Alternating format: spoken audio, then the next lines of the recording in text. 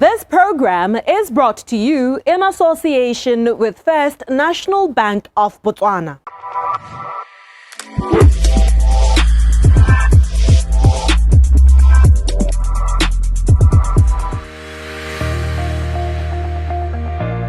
Welcome to First Issues. A few weeks ago, we had Nkwebi Maswikiti, Head of Tax at Grant Thornton, on the program, discuss some key points to be aware of within the Transfer Duty Amendment Act, effected May of 2023. Transfer Duty Act, the Amendment Act, came into effect on 3 May 2023. And it was in response to, outcry by the real estate industry, by the tax-paying public, and also I think government listened to what the tax-paying public was saying and responded by introducing these amendments through this Amendment Act. Among these new changes were that citizens who are first-time property buyers are exempt from paying transfer duty on properties valued at up to 1.5 million pula. And now, non-citizens pay only 10% towards transfer duty for properties valued at 2 million pula or less, progressively increasing to 15% if the property is anything more than 2 million pula. This has created an opportunity for people who may not otherwise been able to buy property due to these fees to better plan for and actually be able to afford these acquisitions. What may still be lacking and lagging behind is an understanding on how to soundly take advantage of these new developments, who to see and what questions to ask.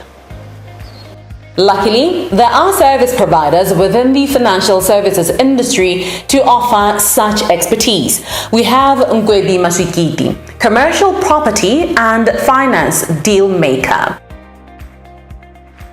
Nkwebi, thank you so much for coming on First Issues and affording us your time. We're talking to you today about investing in property. So before we go any further, perhaps you could paint for us a picture of what the property investments landscape is looking like in Botswana, especially when we're looking at financing, but more so residential property financing.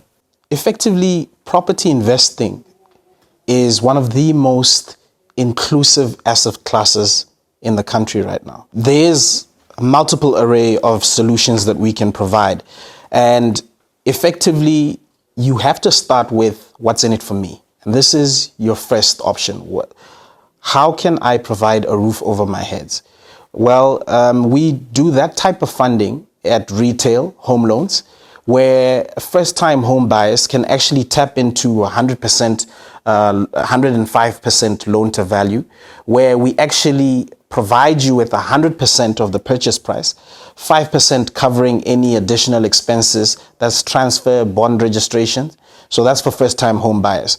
Obviously, there's a cap to the age limit. Those are young professionals under 40, first-time home buyers. That's the type of solution we provide down that front.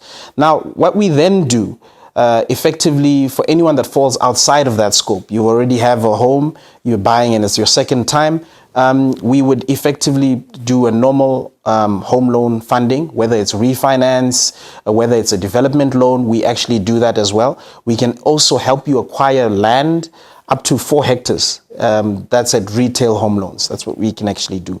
Once that's done, you can start tapping into other aspects. Now you're talking cash flows, because you've already built net asset value, meaning that there's some equity, some wealth you've created by owning that home and its appreciation. But now you can come in and come to us, and we can actually help you acquire and develop multi-residentials as well, up to 8 units. That's all home loan based solutioning. And that's in your individual capacity. Now we start coming in, and now you're bringing your company to us. You're basically saying, how can I operate? I would need to get a warehouse, office space. We help you fund that, whether it's acquisition, refinance, development. We do any one of those solutions. Then moving on to that, you're becoming more complex. The nature of the animal is changing as well. You're now going into an area where you're not just driving around with your eyes closed. You're asking yourself, how can I switch from and change an asset class from maybe a distressed property or an old property and change its scheme into something else, development-wise. And for instance, you can come in and find a piece of land and decide that you are going to partition that piece of land, sell it off piece by piece plot. We actually help you fund those type of developments. We have products around that line. That's our commercial res dev product, and we actually look into funding you. I believe that you have said a lot that is quite complex, right?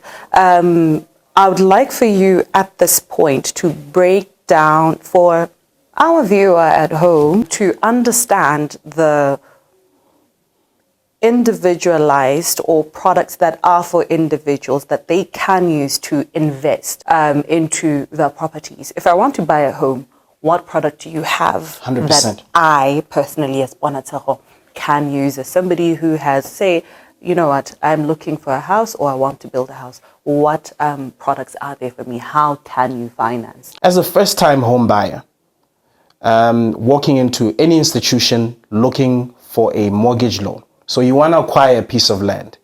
The bank can provide you 100% of the purchase price. And then there are other incidental costs that actually come with the acquisition.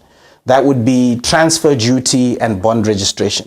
We can pay that, and that would be 105%. So it's the purchase price plus the 5% on acquisition. Yeah. So we actually pay that for you. Now, if you're not a first-time buyer, you can do the very same thing, and the maximum loan to value that we can give is 80%. Now, 80% meaning that if the property is valued, say, for argument's sake, at 1 million pula, we can provide you up to 800,000. Yes.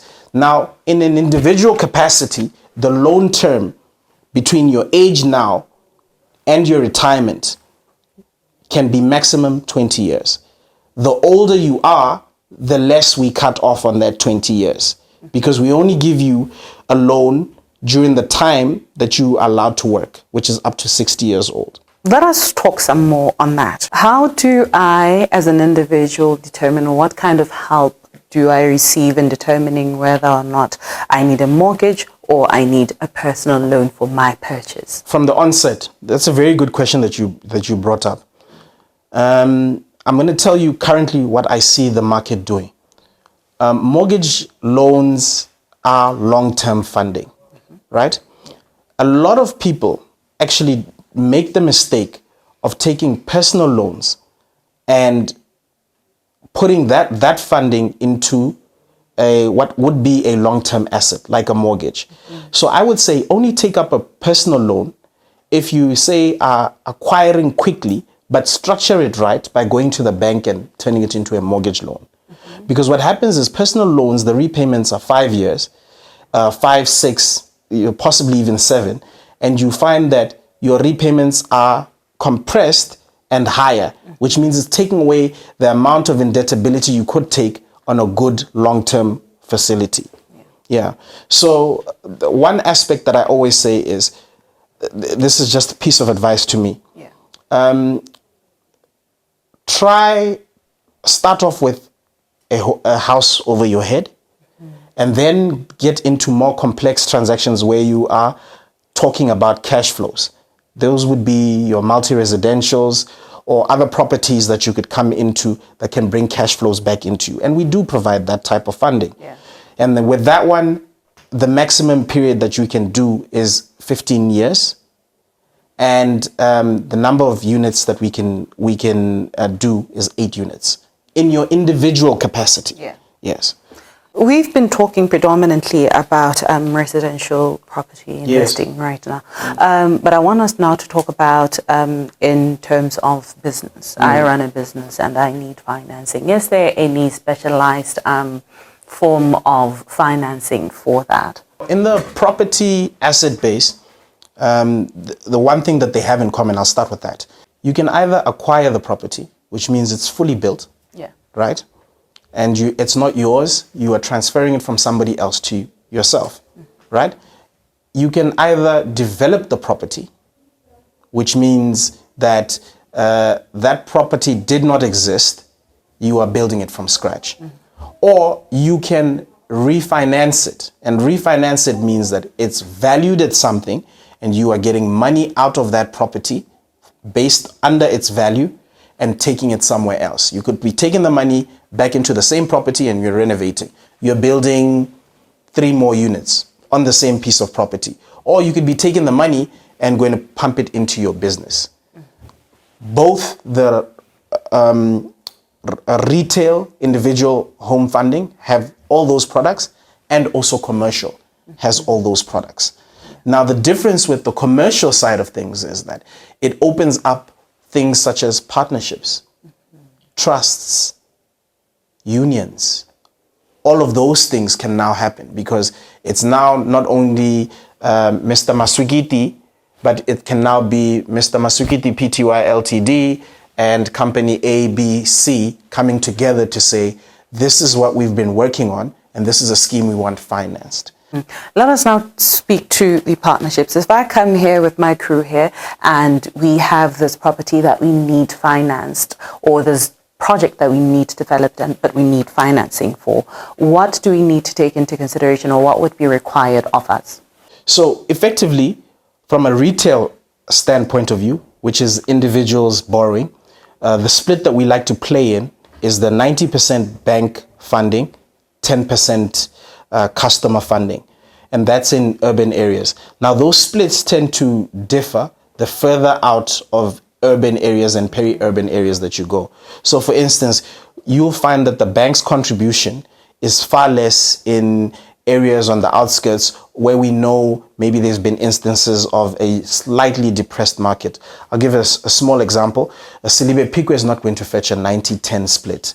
You'll find that maybe in Silibe Pikwe we might do 60 because we're looking at the way the property market is playing out in Silibe Pikwe.